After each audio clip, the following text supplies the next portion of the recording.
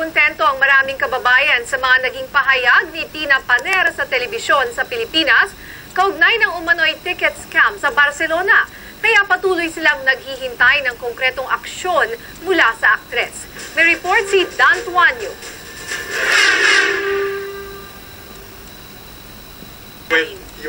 Sa kanyang interview kay Boy Abunda, sinabi ni Paner na biktima rin siya ng scam at nangakong unti-unting babayaran ang mga apektado.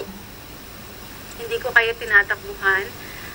Ibabalik ko sa inyo kung ano man yung binayad nyo sa akin. Marami nagreklamo kay Paner noong nakaraang buwan dahil ang mga binenta raw niyang plane tickets papuntang Pilipinas ay peke. Inulan ng batigo sa Facebook ng mga Pinoy sa Barcelona ang nasabing interview.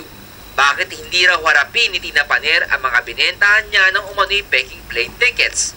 Ang iba naman ay nangangamba na hindi sila mabayaran.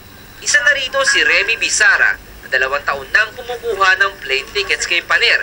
Naunsami ang importanteng biyahe niya sa Pilipinas noong nakaraang buwan matapos umano maloko ni Paner. Kung babalik man siya sa showbiz, ano kaya ang ihaharap niya sa mga fans niya na hindi pa niya nasusolve ang problema niya dito sa Spain? Nangako ka na babayaran mo.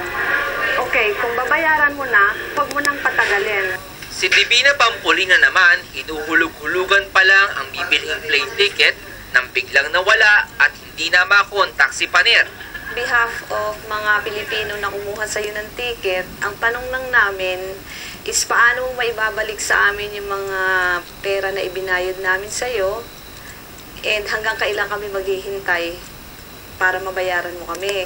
Binabalak ng mga biktima na magbuo ng grupo kasama ang iba pang na biktima sa karatig bansa, Andorra, para sama-samang alamin at kumilos para lutasin ang problema.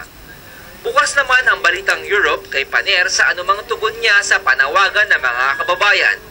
Para sa Balitang Europe, Daniel Infante Tuanyo, Barcelona, Spain.